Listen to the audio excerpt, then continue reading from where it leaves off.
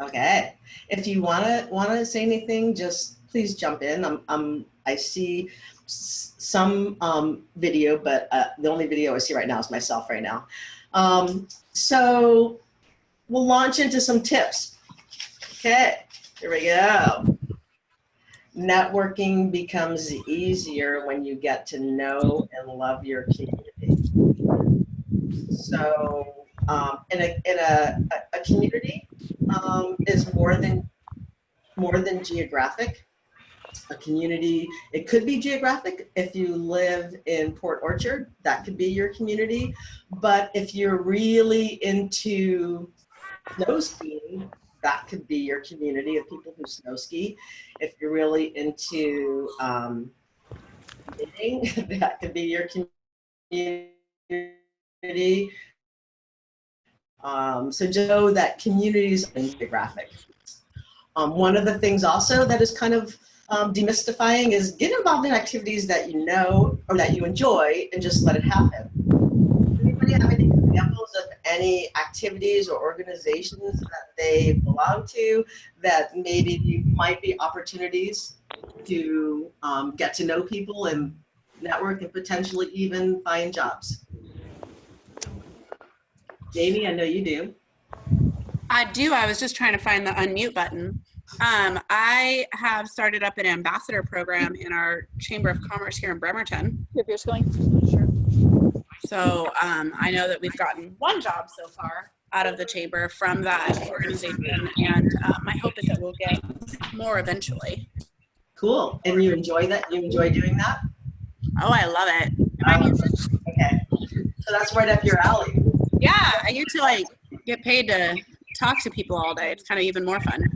Right. Well, I would have to say, Jamie, is if you're over in Kitsap, I mean, if you're not in Kitsap, Jamie is an excellent resource in networking. And so drag her along with you or tag along with her. Does anybody have any examples of anything that's sort of out of the norm? Like, oh, well, I love to throw pottery, and so I'm part of this group that throws pottery. Anything like that? Does anybody have anything fun that's outside of work that they're involved in? So I am about to join a group in Kitsap. It's called,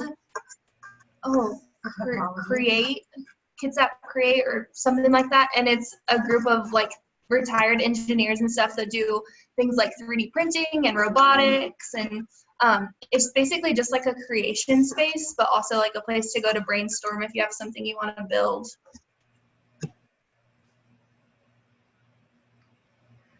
That's cool. That's cool. Very cool. Great idea. Casey, I know you're involved in some things. I know, tell me a little bit more about maybe some activities that you're involved in that are fun or even just like related. Can you see me? I can't see myself anymore. I can see you. Oh, interesting. Okay. Recently, I've been taking the dog to the dog park a lot. And so I've been talking to people at the dog parks. And there's a new one opening today. There's a new park opening in Maple Valley today. So I'm going to go out there this afternoon and check it out and, you know, talk to people. And of course, the city manager will be there and different people will be there because that's happening. Also involved in some Bible studies and different things through church where I meet people and talk to people. And then I do like networking at like those community events, like Covington Days or things like that, because a lot of times you can find politicians there, and you can also find business people there that you might have met them at a chamber or something like that, or different things. But if you go to the community events, it's kind of fun to walk around and just see who you know and talk to people and stuff. Absolutely. Those are some great ideas. So just think about that. Networking is not about, oh my God, I have to go to that event and I have to hand out my business cards and I have to shake hands and I have to, it's like, yeah, make it fun. Have fun with it. One of the things that I've found is don't have an agenda. People see right through that. Well, yeah, of course you're going to have a little bit of an agenda, right? Maybe kind of an underlying, but the goal when you're at networking events is to get as much information as possible, really. And maybe or if you're involved in an organization, like if you're at your spinning class or you're at your CrossFit class, it's like, just get to know people and talk to them. Don't start off right off with, hey, this is reason I'm here is because I want to find people jobs. It's like, so or if you get involved in any service organizations, is anybody involved in a service organization like Rotary or Kiwanis or Optimist or Lions? Anybody involved in anything like that? I'm in Auburn Rotary, and there's tons of networking, not only going to like the meetings, but also there's like weekend events and all sorts of things I get invited to where I know no one. So really always uncomfortable. And what's the focus of Rotary? Is it about Nikki trying to find jobs for people that clients at Trillium?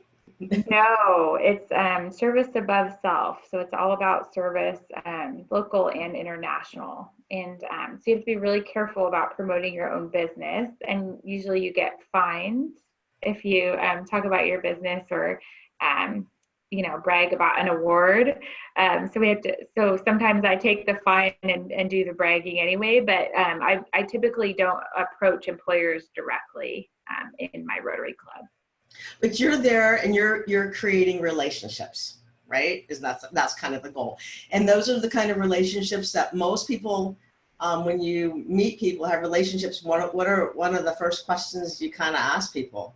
Well, what do you do for a living, right?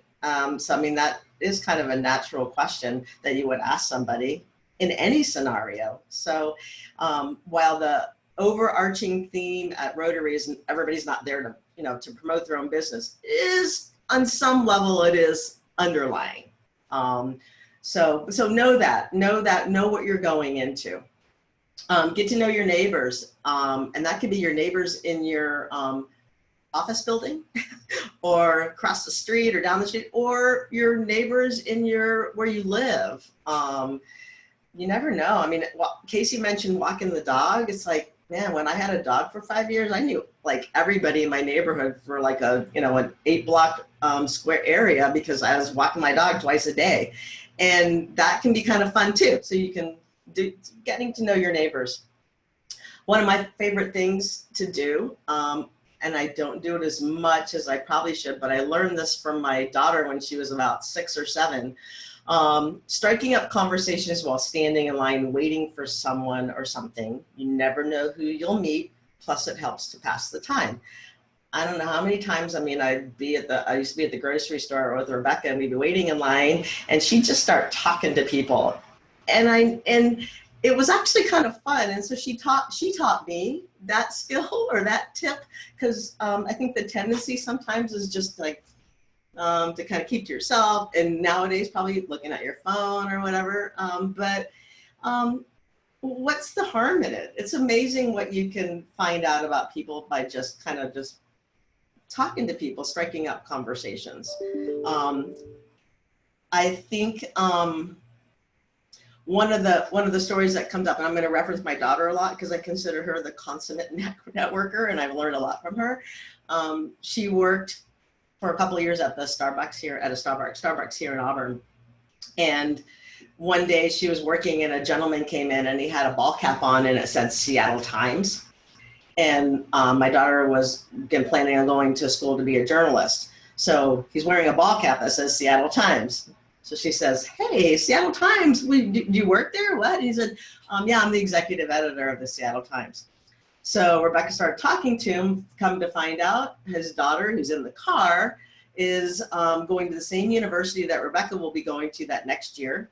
So he comes and he brings his daughter in, and they strike up a conversation. And you never really, you don't know where it's going to go. But that was super helpful for her to have met his daughter, who was going to the same. Was a year ahead of her at the same college she was going to. So using those kinds of tips, like if somebody's, I mean, yeah, you're out in the street, somebody's wearing a Seahawks jersey. What's really fun when you're in another community, like outside of the state of Washington.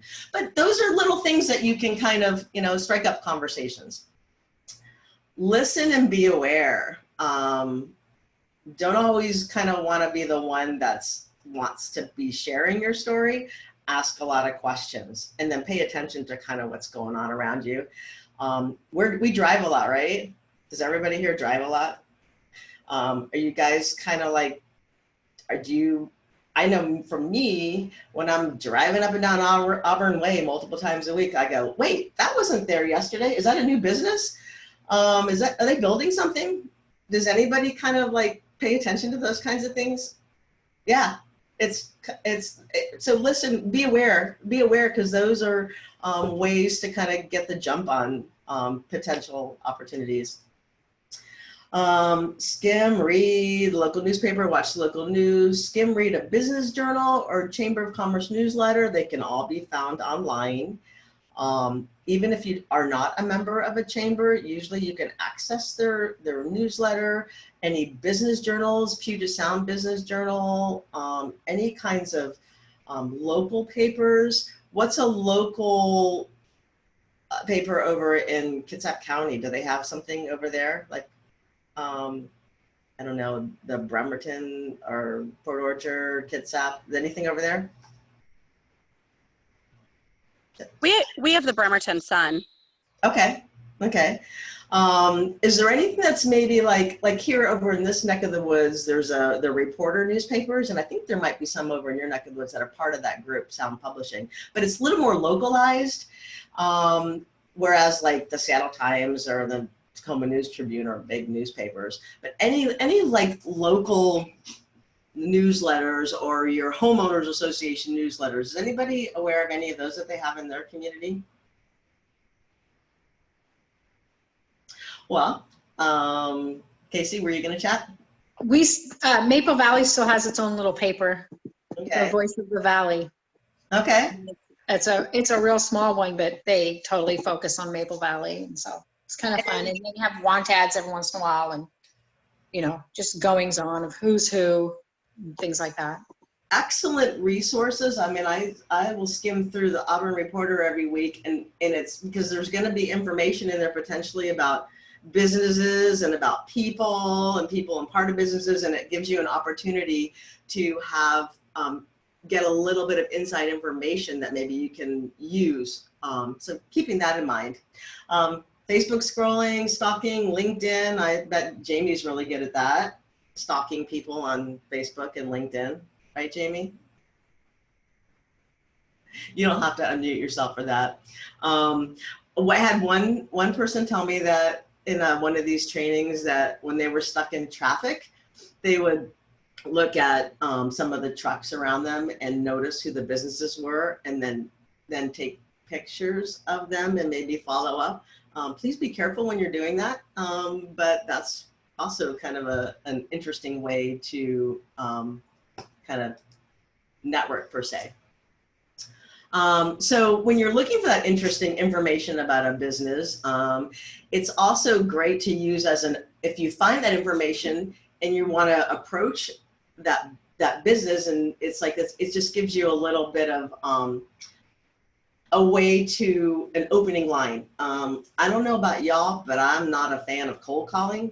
And that's okay if you love it, but I don't like it. I want to be able to contact a business and have some kind of information or opening line, even if it's just, hey, I just read in the Auburn Reporter that your business is like a huge supporter of Special Olympics, and then it's just opening line, or hey, I noticed that your president of your company got that one like Citizen of the Year, or got some special award.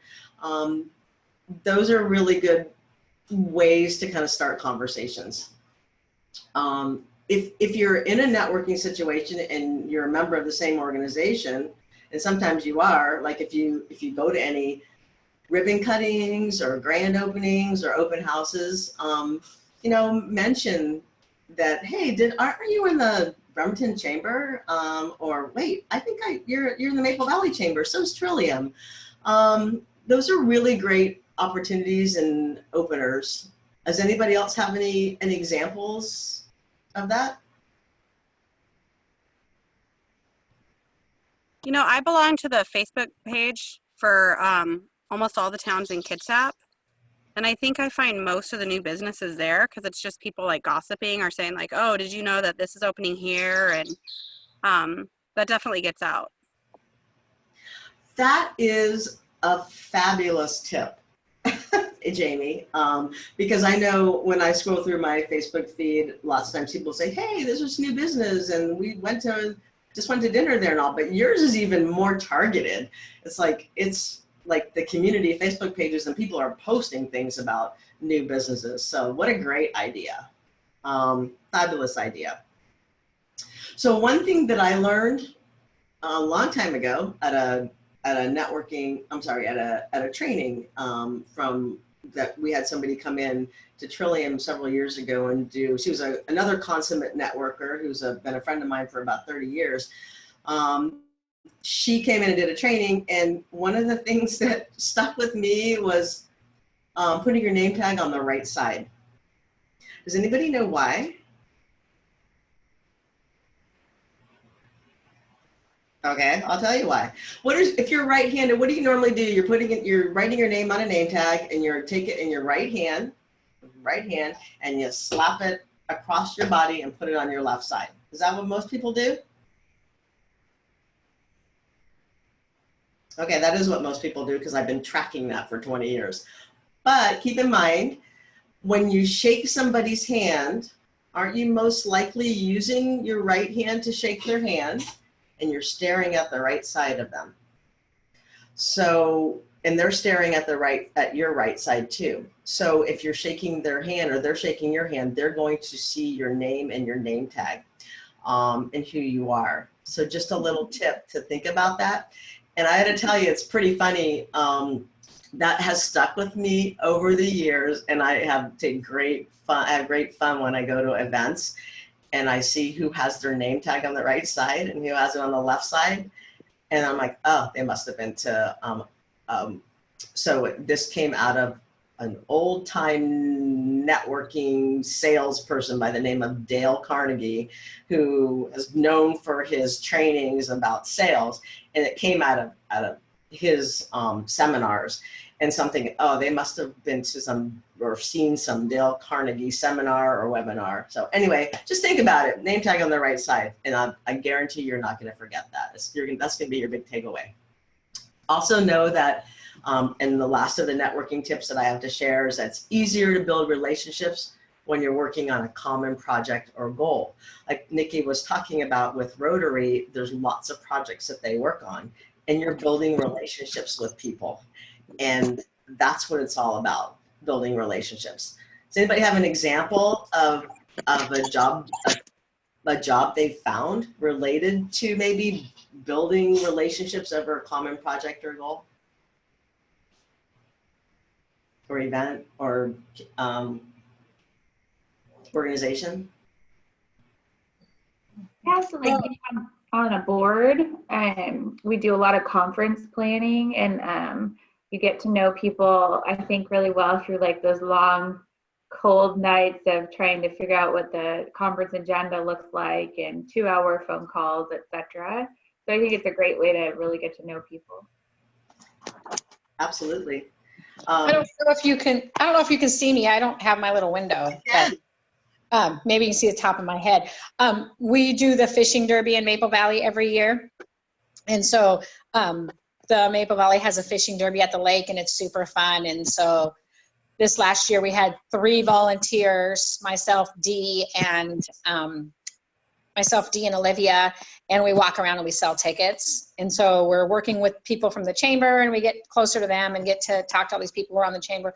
And then we got to meet a lot of different people too who are buying tickets, and we've had some really good leads and things come from that. I think, that helped us get the job at the city of Maple Valley, just being out there and being seen, and the school district, because there's people from the school district there all the time and stuff too. So that's a great example. It's a great example. And there've been, I know I have several examples over the years of just going to a chamber networking event and connecting up with somebody. I think a few years back, I just decided to go to this chamber networking event up at it was a place called the Iron Horse Casino, his poker room place. And I went up there, and actually Russ was with me. And I started talking to a woman, her and her husband, and they had just bought a hotel right down the street. So I started talking to them about what we do, and the woman said, "Yeah, my sister has a developmental disability," and so she was, very familiar and very interested. Long story short, about a month later, we got somebody working there in her laundry room. So you never know. When you start talking to people and you go to events, one of the things that I think everybody is probably can all agree on, if a person you're talking to has a story to share about somebody that they know that has a disability that they've either maybe gone to school with or worked with or in their family, that we call that kind of sort of like a golden ticket kind of a thing. And so those are great. So I'm going to move on to advantages of networking. We've kind of touched on it a little bit, but this is just kind of some a few more tips. People prefer to do business with someone they know. I feel like we can hopefully all be in agreement. I think we'd be in agreement with that. I don't know about you. I know people will often ask other people like, "Hey, I need to get my roof repaired. Does anybody know a good roofer?" Or, "Hey, does anybody know somebody who I'm just moved to town and I want somebody to cut my hair." So it's as you get to know people and build relationships, that's really helpful. They get to know you as a person and who you are, and they know they can count on you because you just did this big project and you just put together this whole fishing derby that you coordinated, right, Casey? Not that you coordinated it, but Nikki, you just put together this whole conference, and this was an amazing conference. And so you did everything you said that you were going to do. Of course, they're gonna maybe feel like they can trust you, and that if that then they would maybe want to work with you and maybe want to hire somebody. So it's really important when you do embark on any projects or involved in different organizations that you do stay involved and connected and do what you say you're going to do, so that people know they can rely on you. You can also get deeper information about the culture of a company. For example, who really makes the hiring decisions and what jobs are really open. I think what you would see that's actually out on Indeed or any of the other like Craigslist and stuff, those are, there's opportunities to find jobs. But really, I don't know if I know here at Trillium, when we try to find people to come work for Trillium, we ask staff, like, do you know anybody? A lot of companies do the same thing. They might post things in-house and say, let us know if you know anybody or have a great candidate. So if you're getting to know people in a lot of different businesses, you may find out about jobs way before they make it to any other job posting type place. Also, if several resumes have been received for a job, it'll help you and your candidate stand out, because you've already kind of gotten to know people in the company. And then if you know someone, it could be easier to request accommodations. I think one of the hardest things to do, and I know there have been some examples of this, is when you walk into a business and you don't really know much, and they're like, oh my God, yes, 4 people quit yesterday. How many people can you have start tomorrow? Has anybody kind of experienced that?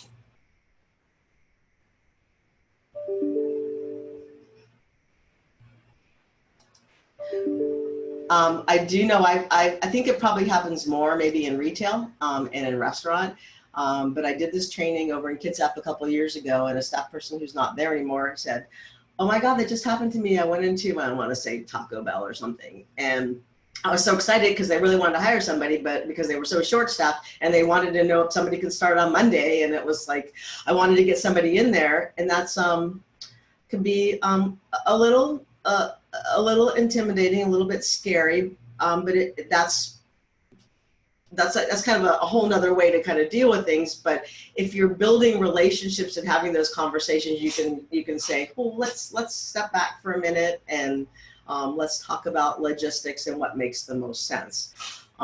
So that if cold calling is your thing, that's great. It's not my thing, because I really want to make sure when I'm placing somebody that it's in a what I think everything's in place, and it makes sense, and everybody knows what's happening, and it's not a super kind of like quick, let's just slam somebody in type of a job. Trust. So companies usually ask current employees for leads on new employees. So those are some advantages. Does anybody have any other advantages that they wanted to share?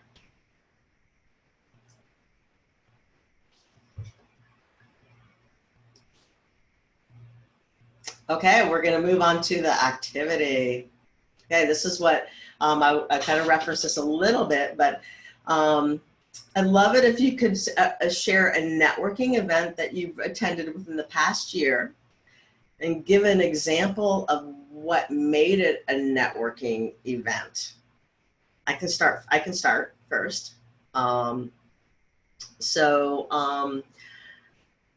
I attended in Auburn. There's these Thursday night, they call it 3-No networking. Not really sure why it's 3-No networking. It's supposed to convey that it's not a networking event, but it really is. They have them every Thursday night at a different place. Well, I like to choose the ones that I like to go to because of the places that are interesting. So I went to a Dave & Buster's one a few weeks ago. Dave & Buster's is a restaurant arcade to the 11th degree. It's a crazy place. It's the first one on the West Coast, and it's here in Auburn at the Outlet Collection. And so there's usually food, and we went in, and I started talking to some people that I knew, and then I talked to this couple women that I didn't know, and found out that they one was the owner, one was the manager of a company across the street from the mall called Painting with a Twist. And as I started talking to them and told them, and I knew as soon as they told me who they were, I knew that we had a couple of staff who were working with them on trying to identify a job. As soon as I said who I was, they were like, from Trillium, they got super excited, and that they were going to be hiring a couple people from Trillium. And so that was actually a networking event that really was a networking event. Anybody have any examples? Well, I go to Chamber once a month, and then we also have our membership and ambassador committee meetings. Okay. And at the last membership and ambassador meeting that we had, we were able to create a job out of the Kids Up Tennis Club, because the lady that runs the place had some of our staff go in there and job develop, so we were able to connect and kind of get the next steps on that. Cool. I went to the Bremerton Green Drinks last week. And the first couple, I was standing at one of the high top tables, and this couple walked up to my table, and I looked at their name tag, and I immediately recognized them because I had just sent them an email to schedule a meeting 2 days prior, because they're opening up a new grocery store in Port Orchard. And just being able to like put a face to the name, and then yeah, it was really cool. They're already hiring another supported employee, but as soon as they are like off the ground and running, they're going to get back to me. And so it was really cool to see them in person. That's great. Katie, do you have a story? Have you been to a networking event in the last year?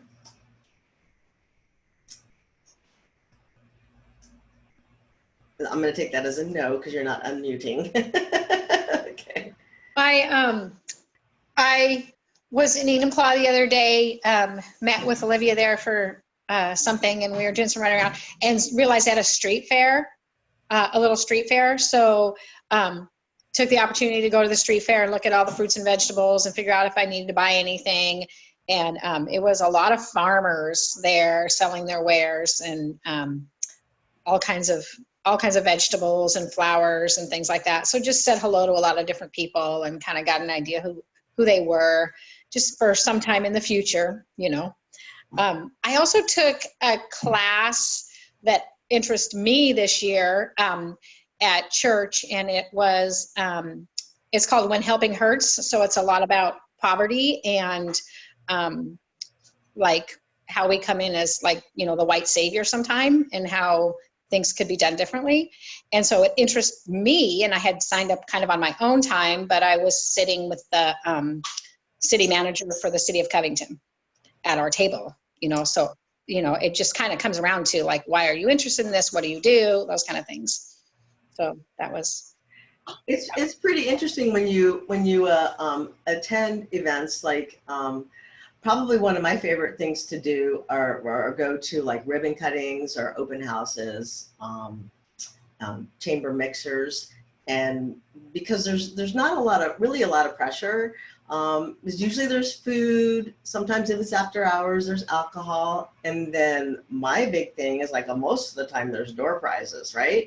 Has anybody ever won any kind of door prize at any event? Oh, Lindsay, you need to go to more events. You're lucky, Janice. You always win. I don't win. No, well, it you know, I mean, over the years, I've actually won a lot of really cool things. I never win. At events, everything from I won.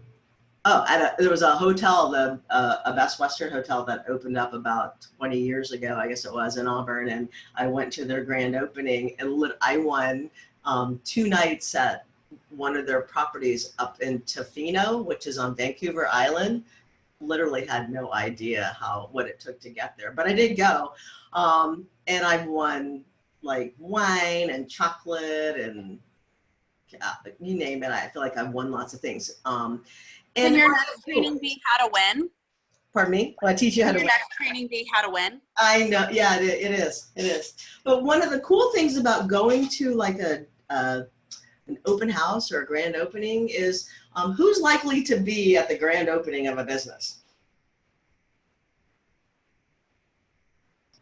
If you're going to a company and they're having their grand opening, who's likely to be there? The owner, the district manager, the GM. And to the decision makers, right? Yeah.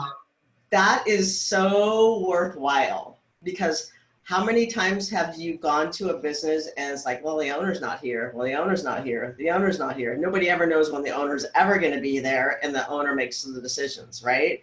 So going to grand openings or those kinds of things, or open houses, are incredibly valuable, because you will have the opportunity to meet some people at a higher level. And why are they there? Why are they having the grand opening? Because they want to tell you all about their new business. And so it's an awesome opportunity to ask a bazillion questions, to take a tour, and learn a lot of information that even if you don't broach it at that point, you have that for follow-up. Has anybody done, Casey, I'm pretty sure you've done that. Yeah, I'm trying to think of time. I mean, we've reached out to Dave and Buster's before, and it'd be interesting to see what's happening there now, because I know they got like new management and they've had a lot of changes, and they were even shut down for a little while for food violations and stuff. So it'd be interesting, you know, to know. And then we reached out to them and had several conversations with the management after meeting them we had our own booth at the job fair, which has been really helpful too, like at community events, to have a Trillium booth. Or we had a job fair at Green River College. So we had the job fair, and Michaela helped me get that going and stuff. And then when you're working alongside these other businesses, because they're at the job fair too, setting up and taking down, it's a really good time to talk to them. So it kind of double purpose. Absolutely. Did I miss, I don't know who else is on the call. I don't know if I have already done this. Did everybody get a chance to share about a networking event? Is Lisa still on the call? No? Okay. So what is your biggest fear? I am. Oh, you are there. Hi, Lisa. I am. I just kind of wanted to piggyback off of what Casey said is, I think that job fairs where we're there to trying to get applicants for Trillium are very covert, and you know, you can kind of surreptitiously get a lot of information from people about their businesses in a very non-threatening kind of camaraderie way. So that's probably my favorite networking opportunity, just because it feels a lot more natural than going to a job fair where you're like handing out resumes. I love covert networking, job developing. That's like actually way more fun.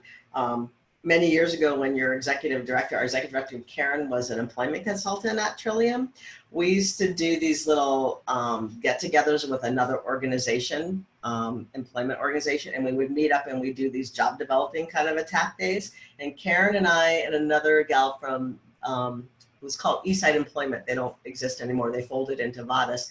But we were up near the South Center area in Tequila.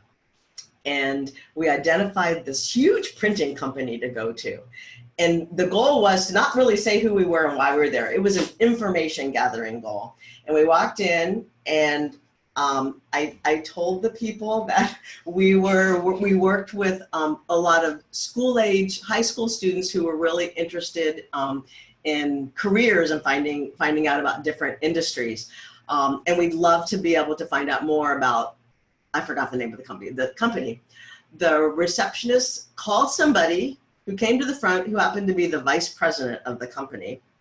She was very excited and she spent about an hour with us and gave us this huge tour, big tour, you know, and told us everything. We never once said that we were from Trillium, we were trying, you know, or anything like that. It was more information gathering. And it was really fun. So I suggest that maybe you might want to try that at some point. That kind of an opportunity, because we do help high school students identify what kinds of careers they have. So it's a little covert, but it's kind of fun to do that. Well, anybody have a fear about networking? Or the word networking? That's kind of a fearful word, right? I always feel like kind of a dork. And I go back to what you were kind of saying about putting the name tag on the correct side, you know. One thing that I remember is there's a movie about somebody running for president, and they made a really big deal about his shoes, and that his shoes had to be scuffed up just a little, but not brand new, but scuffed up just a little. I don't know if anybody remembers that movie. And it was funny. So I just kind of like have decided to kind of let it go, you know. and not feeling like you have to be perfect or you have to sound perfect. Not feeling like I have to like have the perfect outfit, because actually I want people to be comfortable around me, you know. And if they think, hey, I'm better looking, or I'm smarter, I'm a better speaker than she is, that's okay. Then it makes them feel good. So I'm just like, okay, just be you. But I definitely took me a while to get to that point. You know, at first I was just like really nervous. I remember going to a Kent chamber where there's like 90 people there, and I'm like, oh my goodness, this is crazy. But I could probably go to Kent now and be okay with that group. Those big ones are overwhelming. I mean, I still kind of have that little bit because I go to a lot of them by myself, and I get that little bit of like nervousness when I walk in going, I hope there's somebody here I know, or I go hang out by the food or something, because it can be a little daunting. Does anybody else? Fear. What's your biggest fear, Katie?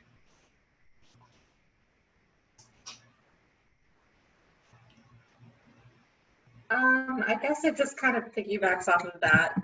Just, you know, it's nice to have a partner to go networking with. I feel like it's easier to bounce, you know, off of one another if you're going with someone else and not by yourself. And if you feel stuck, they might be able to help out. And if they feel stuck, you can help them out. So I guess just feeling like it's easier to have a partner when going. So what's a good partner strategy when you go with somebody else to a networking event? Anybody, not just Anybody can. I mean, what's a good strategy if two of you are going to a networking event to hang out together and just kind of chat and drink and eat? Is that a good strategy? Does anybody have any answer to that? What's your strategy when two people go to an event? Or do you not have a strategy? Casey? Yeah, you can't hide in a corner together. You kind of got to spread out. You know, if you just talk to each other, then you're not getting anything done. But, you know, just do it. Seems natural. Mm-hmm. You know? So if you go to an event and maybe there's like tables and people are sitting at tables, is it kind of like, okay, why don't you, we'll sit at different tables? Sometimes it depends on who you're with. You know, some people aren't comfortable with that yet, right? Okay. So kind of, you know, do what you're comfortable with. But I say if there's any activity, make sure you get involved in the activity. Those are kind of the funnest ones. Like we toured Black Diamond camps and there was a climbing wall and different games and things you could play, you know, go to those. At a golf course one time they had like virtual golfing. So I tried the virtual golfing and that was fun because everyone's laughing and I've never hit a golf ball. So it was pretty funny and kind of interesting. But yeah, I mean, you need to spread out and not just talk to each other, but or pull other people, look for the other people who are nervous, look for the other people by themselves who are kind of hanging out, you know, alone. It's probably good too if you go with somebody else to maybe talk about it before you go in the door to kind of, you know, like what is the plan, and that so that it maybe will help you feel more comfortable before you go in. Just kind of talk about what do you want to accomplish? What do you want to win a door prize? Stuff the ballot box. I don't know. Nikki, that's the tip. Put a button. No, I'm just kidding. You don't stuff the ballot box. Lisa, anything else that you want to add about what's your biggest fear about it? I was just going to say, I typically in spaces like that, I try to find the loner. So I try to find the person who is totally on their own and strike up a conversation with them because it's kind of a good, kind of like a confidence builder a little bit. And I've definitely been the loner myself. So I kind of like look for that person who I have some commonality with. And yeah, and I think just like not, you know, not taking to heart, like if you say the wrong thing or if you have a bad conversation, because you can have so many more, you know, you just kind of keep going until you have a good conversation, you know. So yeah, look for the loner is my tip. And what kind of, Lisa, how do you open up a conversation with somebody? What's your opening line? Well, it totally depends on the situation, or, I mean, it's kind of cliche, but, you know, maybe something that someone's wearing or something that I hear them say. Yeah, I mean, it totally depends on the situation, or I'll try to like find something funny, like at the food table, like, I don't know. I'm pretty good at train wrecking and making situations kind of awkward and then turning them into a conversation starter. So that's kind of my trick. Ah, I like it. Good strategy. Good strategy there. Okay. I think everybody's had an opportunity to share. Is there anything else that anybody else wants to share?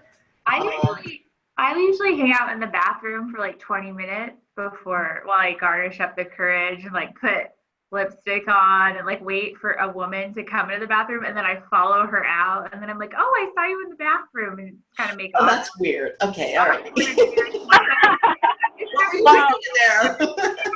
It's surprising. I feel like we're hunting right now between Nikki's following people out in the bathroom and Lisa looking for the lone wolf.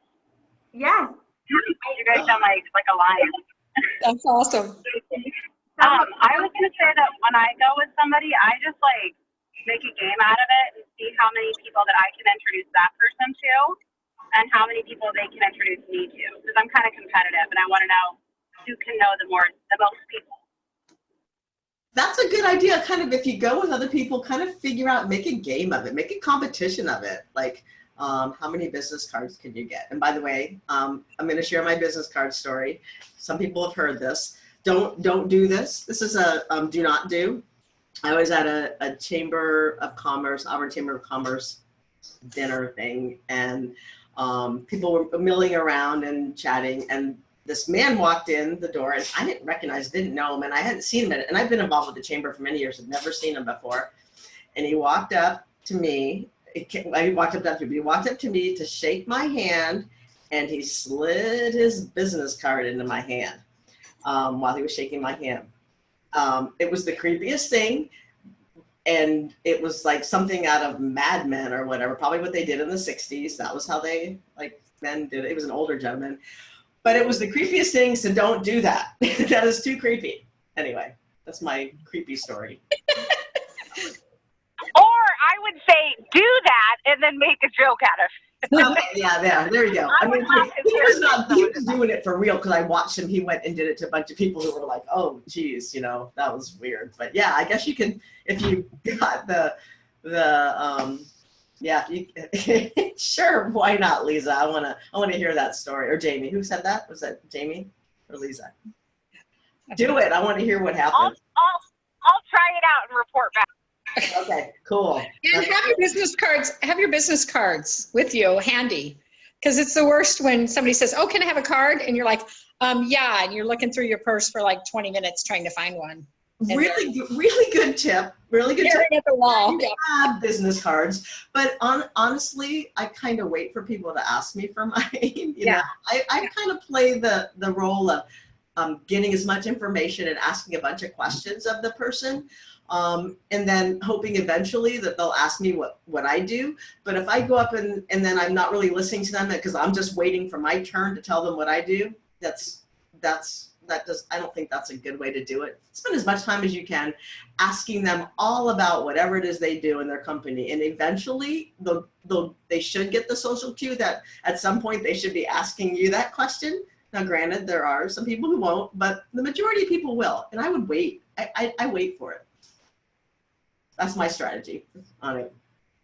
So what will you personally commit to over the next 6 months? That's a big, broad question, right? So let me just give you some examples. A couple of years ago, I went down to Clark County and I did this training with them and at their staff meeting. And they did some committing to things and did some follow up. And then I kind of really hit them hard again with Karen's help. And I don't know, does anybody read the Clark County meeting minutes? They literally took networking to, like, they went whole hog. They have a whole section in their meeting minutes about all the networking events going on in the community, and then they kind of like say where they're going to go, and then they report back. And what has Clark County done in the last year? They've gotten more jobs than they probably ever had. They are on a roll.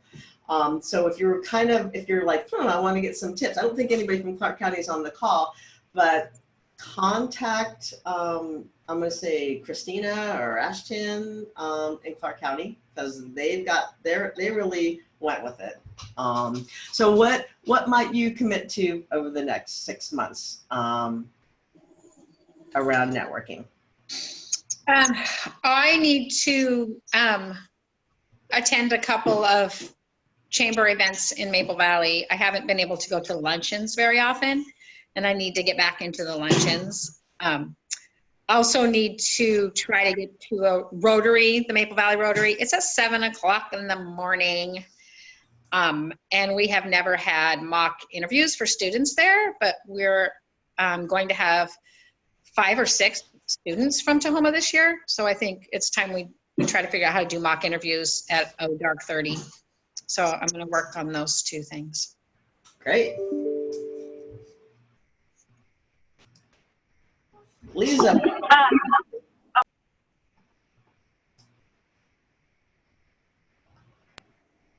This is Jamie. I'm driving now. I can commit to going to 2 ribbon cuttings for chamber events. They typically happen after hours, and so I just haven't gone to a few of them, or really any of them except for one. So, I'll put it in my goals to go to 2 of them in the next 6 months. Okay, Jamie, then we want to see the pictures, because usually there's somebody taking a picture of the actual slicing of the ribbon. So I want you to share a picture on the Team Trillium Facebook page of you at a ribbon cutting. I'll do it today when I go to the one at Scott Cashman's insurance. Perfect. Okay, I love it. Love it. Anybody else? So I'm gonna try the card trick. 100%. See how that goes. And I definitely, it's been on my to-do list to re-engage with the Renton Chamber of Commerce. So that's going to be on my to-do to go to one of their events. Great. Did Lindsay and Katie get a chance to talk? I don't know if they're still on.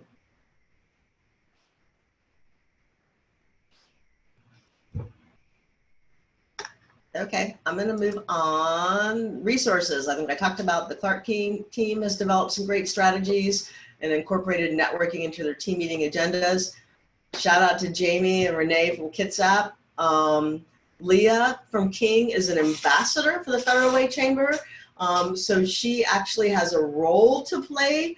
And when you have a role to play, it makes it a lot easier to go to an event when you have something that you're assigned to do. Literally makes it a lot easier. Leah has really taken that and run with it. She's been Ambassador of the Month several times, so connect up with her. Russ from King, I'm not sure if he still is, but he was an ambassador with the Kent Chamber of Commerce. Same thing. If you're on the fence, having volunteering so that you have a role in an event gives you a reason to be there. Casey's already shared some great examples. And then Rick from the Pierce team has done a lot of work with the Rotary and Puyallup and with golf tournaments. And so he's been a great networking person. So connect up with any of those people or reach out to me if you're going to be in King County. I just shared at our All King job development meeting that I would love to attend a networking event with anybody, but not in Auburn, because I know people in Auburn. I want to go to a networking event with you at another place that I don't know people, so we can figure it out together. Literally that afternoon, Russ sent me, asked me if I wanted to attend this event with him and a newer staff, Nasrat. It's a tri-chamber thing. It's Kent, Renton, and I want to say South Seattle. So it's a huge networking event up in Renton. So next Thursday, I'm going up there with them, and I'm going to be on the same ground as them. It's like, well, Russ probably knows people where I really don't know anybody. And so I'm super excited about that. So yeah, reach out to anybody, and don't forget to take the Survey Monkey. This will be mailed out to all the attendees, and I'd love any feedback, any tips that you have or advantages that you want to email and share with me that I can incorporate. I would love that. So thank you so much for your time. And geez, it's like 1 o'clock straight up. So anybody else for the good of the order have anything else they want to say? All right, well, we're going to end this Advanced JD Fundamentals of Networking session, and everybody have a fabulous networking day.